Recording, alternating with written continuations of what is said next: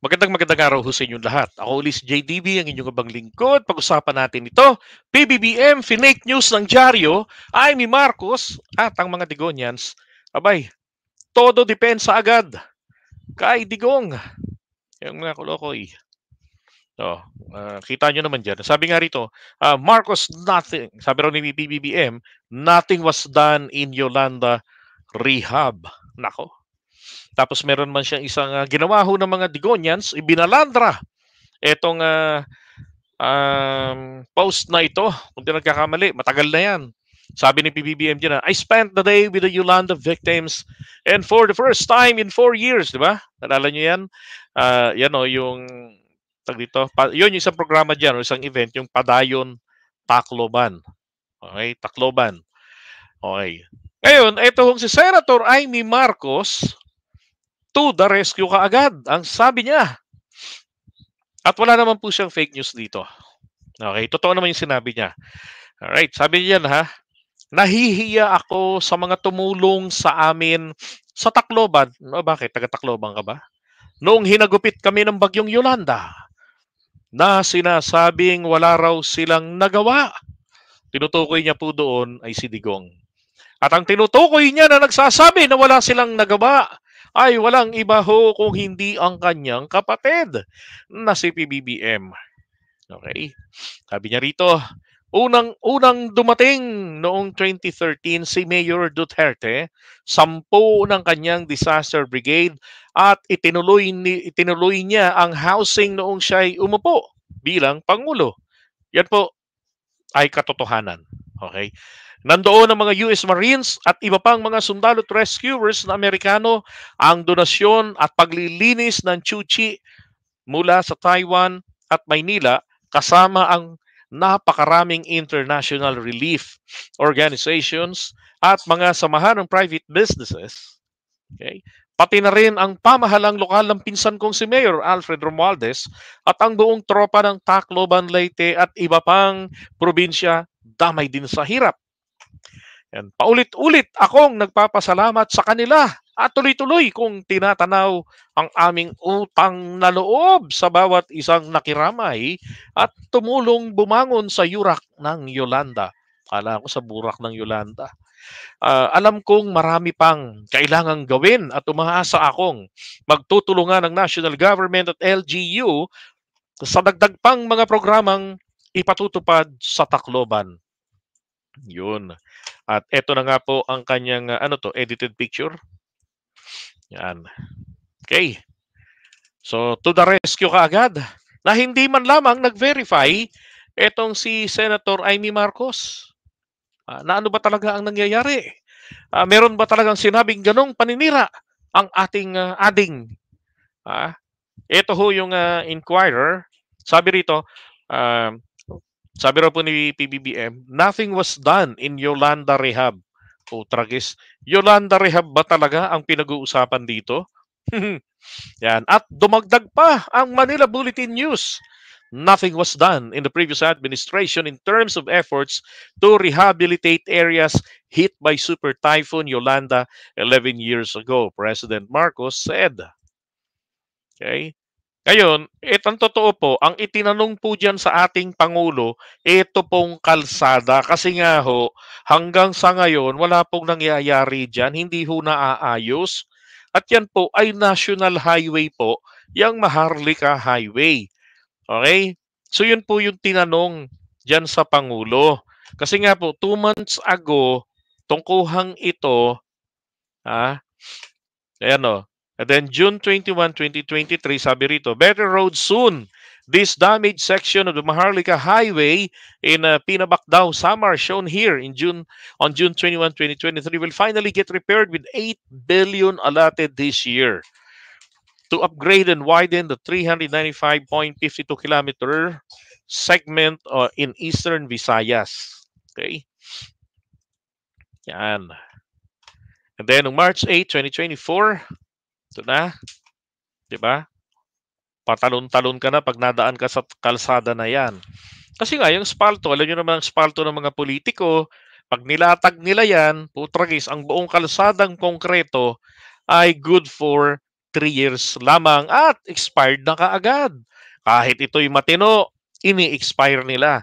Binubutas para i-repair. Ngayon, pag nilagyan pa ng espalto, nako, hilaw ang espaltong nilalagay ng mga politiko, lalo na yung mga alaga nilang taga DPWH. At kapag ka naulanan, lalo na ho ito, nalubog sa Yolanda, kaya ho kutab-kutab yaang Maharlika Highway. Okay, kagaya na nakikita natin.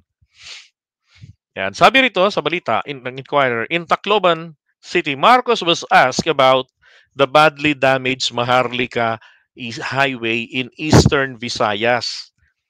Okay, yan ho yung tinanong sa kanya. Ang problema ho kasi kay Inquirer ay ito. Ang sinabi niya, walang nagawa sa Yolanda Rehabilitation. Di sana nilagay na lamang nila rito yung Maharlika Highway. Di ba? Kaya ho naman po mga kapatid, eto hong si Senator Amy Marcos ay dali-dali pong bumanat. Akala niya, inaaway na ni PBBM ang kanyang idol, si Digong. Bakit kaya pagkadating dito, na mabibira si Ading, ang bilis-bilis ni Ateng? Grabe. Oh. Sabi niya dyan, it's always part of the continuing plan for the rehabilitation of what's happened. So that still, all those rehabilitations, we only really started 2 years ago. Because nothing was done in the previous administration, nothing was done in the administration before that. Okay? Again, pinag-uusapan po kalsada. At kung meron naman talagang ginawang matino sa kalsadang yan, di sana hindi na nagtanong yung mga reporter. Sabi niya, I was talking to them. Some of the other officials, hindi talaga pa tayo nakapag-fully recover. Hindi pa natin masasabi nakapag-fully recover na tayo sa Yolanda. Yan sabi ni PBBM. Kasi hindi naman po pwedeng kontrahin ni PBBM yung kanyang sariling salita dito. Yan, November 9, 2017. Di ba? Mga krus-krus na yan, dyan po nilibing yung mga namatay, mga 6,000 ba yun na namatay, nagawa po ng Yolanda. Sabi niya rito I spent the day with the Yolanda victims and for the first time in 4 years, I was inspired to see a resurgence in Tacloban. The housing programs have been greatly accelerated. Things are beginning to get done. You could feel the excitement in the way people smiled. Thank you, President Rodi Duterte. Because of the sincere efforts made by this administration, the future of the ravaged areas now seem bright. The Waray spirit of resilience is very much alive, and we look forward to better days ahead. Tindog Tacloban. #Yolanda PH, sabi ni PBBM noon. Diba? Ngayon, nag-post nga rin po ang Philippine Star ng mga pabahay. 6 years after Super Typhoon Yolanda, the housing project in Guyan, Eastern Samar remained unattended by the authorities concerned, while some of the victims are still homeless after being displaced by the said calamity. 2019 yan. Kinan nyo naman, sinimulan lang. Diba? Siguro ito yung mga pabahay po na kasi pinunan nila noon yung pabahay na ginawa ni Pinoy noon, di ba? Na talaga namang Diyos ko po. Sobrang laki ng halaga pero hindi ko mensurate yung yung bahay na nakabuuan. Di ba? So ngayon nagpa-simula sila kaya lang nangyari rito, mga naubos yata pondo noong time ni Duterte. Eto na nangyari. So ito pa. So yung mga naninirahan po doon, this is just a screenshot. Ito pong mga, sabi nga dyan, 9 Yolanda housing projects without water lines. Alam niyo kung ano yung butas na yan? Yan po ay Poso Negro. Kinukuha nung residente ang tubig na medyo hindi naman mabaho galing ng Poso Negro. Siguro yung mga naipon po na tubig binuhos sa mga toilet bowl nila. So sinasalok niya ngayon para ipambuhos din sa JEBS. Sabi diyan sa ano na yan, sa balita na yan.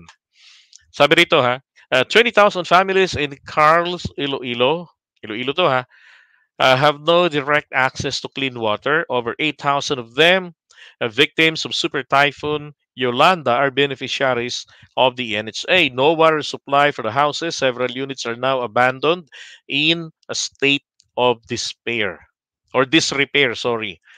Di ba? At eto na, yung binigyan rin ng pabahay. Kailan yan? Sabi rito, Yolanda housing units located in Paraiso Heights, Phase 2, Barangay Paraiso, in the city of Sagay, Negros Occidental. Yeah, 'di ba? Yari ng mga bahay, may mga bubong, pero walang nakatira. 'Di ba? Sabi diyan, no, according to the Radyo Bandera investigative team, Paraiso Heights Phase 1 and Phase 2 were completed in 2017 with 1,000 units each. Okay. Ngayon, wala pong mga nakatira. Ano ho problema rito? Ayon po sa balita, nilayasan ng mga napagbigyan ng bahay. Bakit? Ang layo naman ng pinaglagyan nitong pabahay mula doon sa dati nilang tirahan. At ang masakit, wala pong trabahong malapit. Alam niyo, ang pabahay dapat nandoon sa kung saan malapit ho sa meron hong access sa pinagkakakitaan.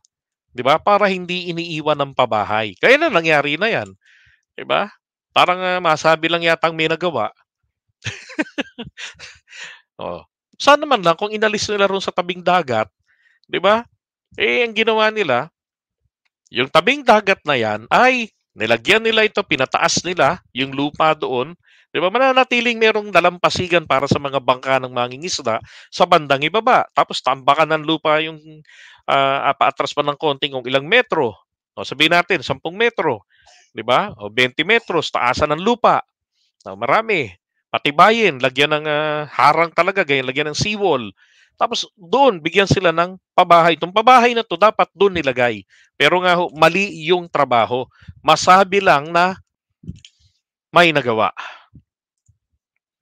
Ito sabi ni PBBM noong November 8, 2023. We have engaged in the Department of Human Settlements and Urban Development and National Housing Authority to accelerate the provision of housing units and land titles to our beneficiaries. Diba? Kasi nga hindi naasikaso nakaraan. Isa pa, iniiwanan yung mga pabahay. Ngayon,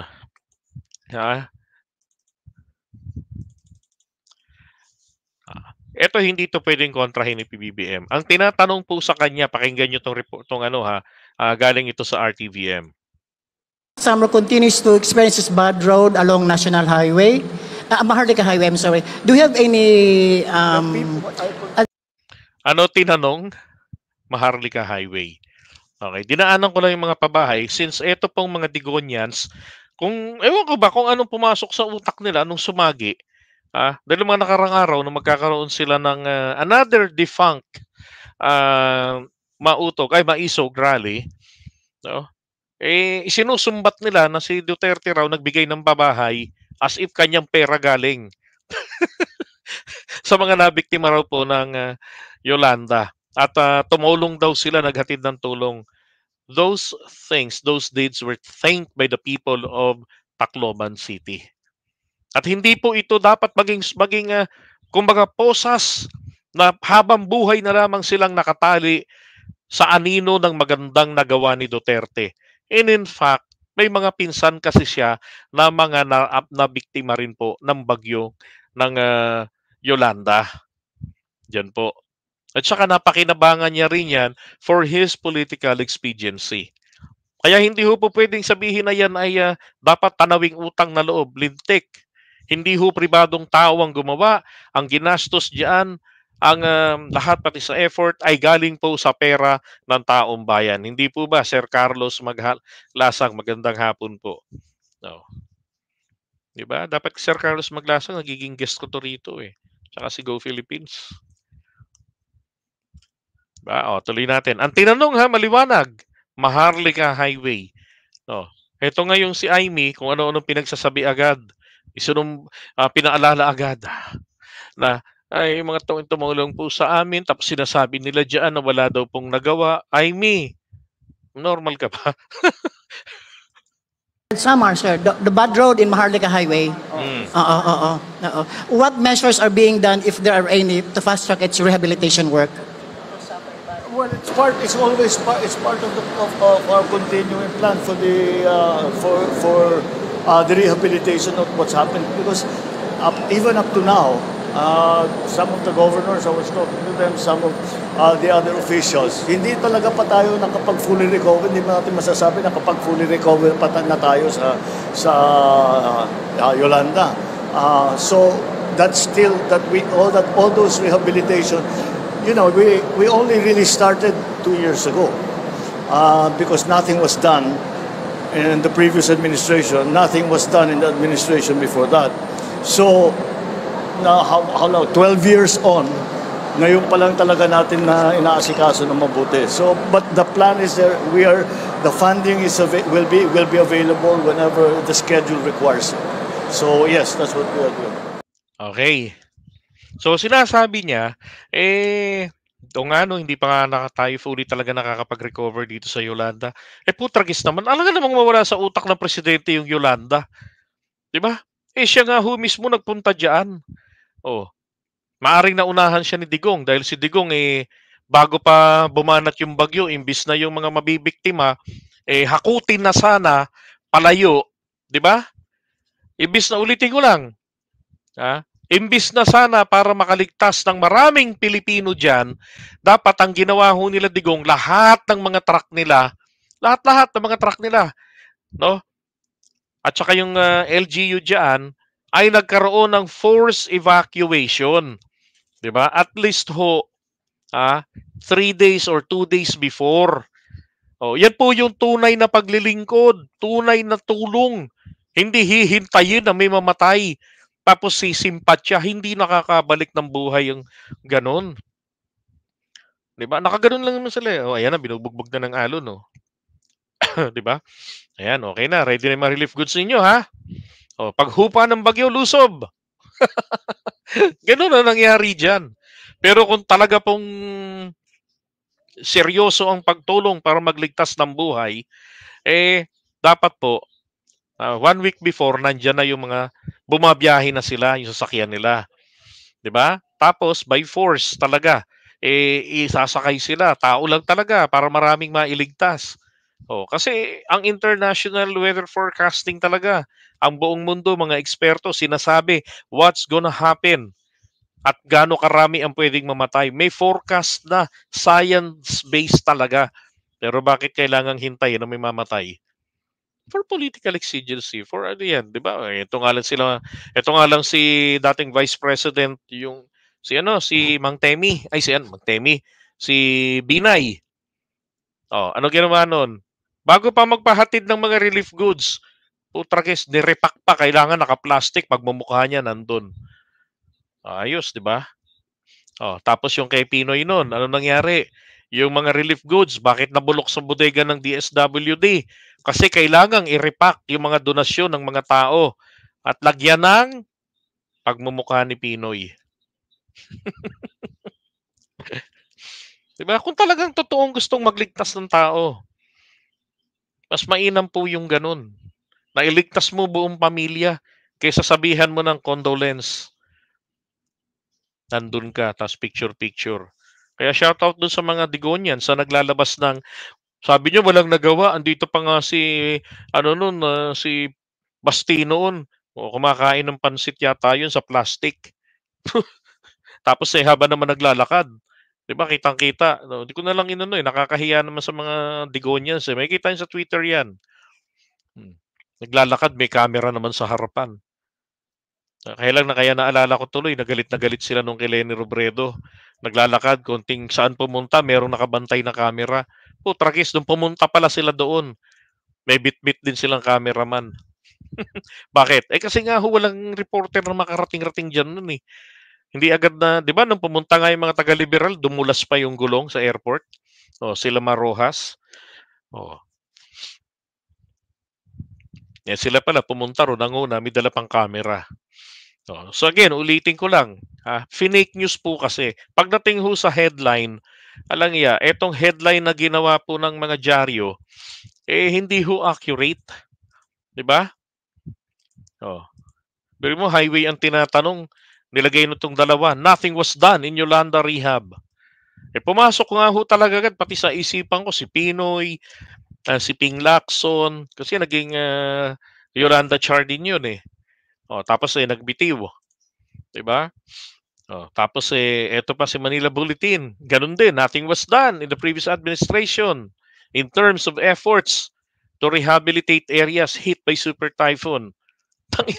Ang tinatanong is specific, which is the kalsada. Diba? So, kaya kayo mga taga-media, kayo pinagtatawanan kayo, inaayawan kayo ng mga tao eh. Dahil sa ganyang katarantaduhan nyo. Alam nyo naman, ang mga Pilipino, bumabase sila sa nakikita nila sa title. Diba? Sa caption. Hindi po lahat ng Filipino binabasa nga ang caption eh. Hindi lahat. Dito lang sa title pa lang. Kaya dapat maayos ang title, hindi ho pa clickbait. Diba? Ngayon, ito namang mga tangengot, naku, pinagsasakyan naman, hindi man lang nakinig ng maigi. Kasi nga, sabagay, ayaw nga naman nila kay BBM, ba't naman nila panunuorin? Ba't naman nila pakikinggan? Yun nga lang. Diba? Sabi nga seek the truth, for the truth will set you free. Diba? Ganun rito sa Pilipinas, pagka ayaw mo talaga, tigas pa nga. Diba? Kahit magkapatid-patid ang leeg at litid, pag ayaw. Maliwanag na sinasa ang pinag-uusapan. Ito si Amy, another disappointment na naman ang dulot nito ni Amy sa mga nakakaintindi. Bagamat facts yung kanyang tinuran dito, at totoong nangyayari nga naman talaga yan, ang Chuchi, yung mga US Marines, diba, sinadigong na dumating, pero hindi yan ang pinag-uusapan eh.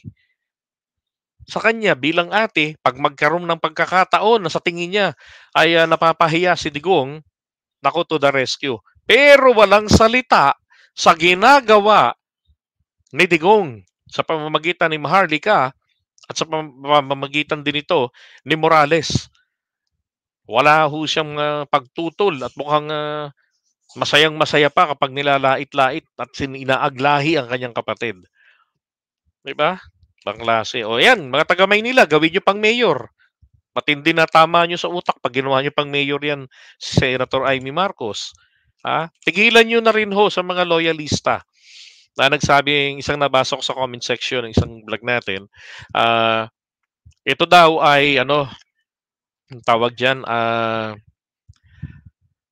sila daw na mga Marcos loyalist, support daw nila. Sabi niya, kaming mga Marcos loyalist, we belong to the 31.6 million voters who supported PBBM. And we also support Duterte. Sabi ko, ganon? Ibig yung sabihin, supportado nyo rin yung ginagawa niya ngayon? Yung pagpapabagsak niya? Kay PBBM sa pwesto? Dahil lamang sa confidential funds. In which I am also expecting for another panggugulo na naman sa gobyerno pag hindi na naman po napagbigyan sa darating na budget season. Ay, nako. Diba? Kaya tama, sabi ni Mio, kahit mayor sa Manila, wag na. Oo. So, kung ang mga Ilocano, mga taga Ilocos Norte, kaya nyo pang sikmurain yan, sige na, sa inyo na. Sa inyo na. Si Amy, total, masisipag naman kayo. Diba? Mga wise spender kayo. Siguro kahit palpak yan, hindi kayo maapektuhan. Diba? Napakaganda pa naman ng Ilocos, Ilocandia. Napakalinis. Mula pagpasok mo dito ng La Union, diba? Ang ganda, Pangasinan. Puta, sabi ko, ba't nga mga Ilocano, pati sa basura ang kukuripot? Alright, so ibang natin ito. Saan tayo napupunta?